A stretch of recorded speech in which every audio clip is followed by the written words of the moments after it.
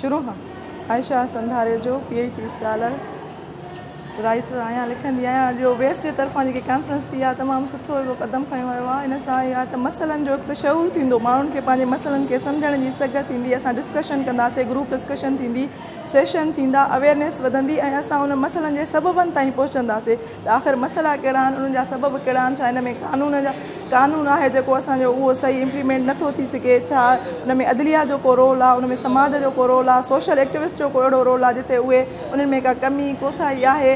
ऐं तमामु सेशन पहिरें खां वठी आख़िर ताईं सभु सेशन इलाही सुठा हुया। अॼुकल्ह जेका नंढड़नि ॿारनि सां हरासमेंट जा वाक़िया थियनि था इलाही वधिया आहिनि। उन में अगरि गवर्नमेंट स्कूलनि खां वठी ॿारनि लाइ तरबियत जो हिकिड़ो माना हिकिड़ा क्लासिस शुरू कजनि, उन्हनि खे तरबियत ॾिनी वञे, उन्हनि जी नफ़्सियाती उन्हनि खे मतिलबु हिकिड़ो बिल्ट कयो वञे, न उनखे मॉरल बिल्ट कयो वञे।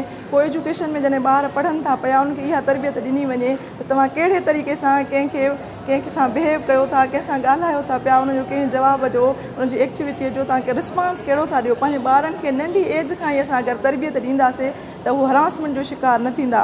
उन्हनि ॿारनि खे अवेयरनेस जा प्रोग्राम थियणु खपनि हुकूमत जे तरफ़ां, उहे ॻोठ झंग झर वञणु खपनि। ॿियो वॾी ॻाल्हि त असां नियाणियुनि जी तालीम सां गॾु मर्द असांजा तालीम याफ़्ता त आहिनि, पर उहो उन्हनि में तरबियत कोन्हे, उहो उन्हनि में शऊर कोन्हे, उन्हनि में सम्झण जी सघ कोन्हे। असांजे समाज में इलाही मसइला आहिनि त इलाही रेप केस थियनि था, इलाही रिपोर्ट थियनि था, इलाही नथा थियनि पिया, हरासमेंट जा वाक़िया थियनि था पिया, नंढी एज जी छोकिरियुनि जा हरासमेंट जा वाक़िया थियनि था। उन ते वेफ वारनि जो प्रोग्राम इलाही सुठो आहे। कोशिशि आहे त हू अॻिते वधनि, उत्तर सिंध में अचनि, उते इलाही मसइला आहिनि ऐं उन्हनि खे पंहिंजो उहो आवाज़ु माण्हुनि ताईं पहुचाइनि, अवेयरनेस आणनि ऐं इलाही सुठो प्रोग्राम।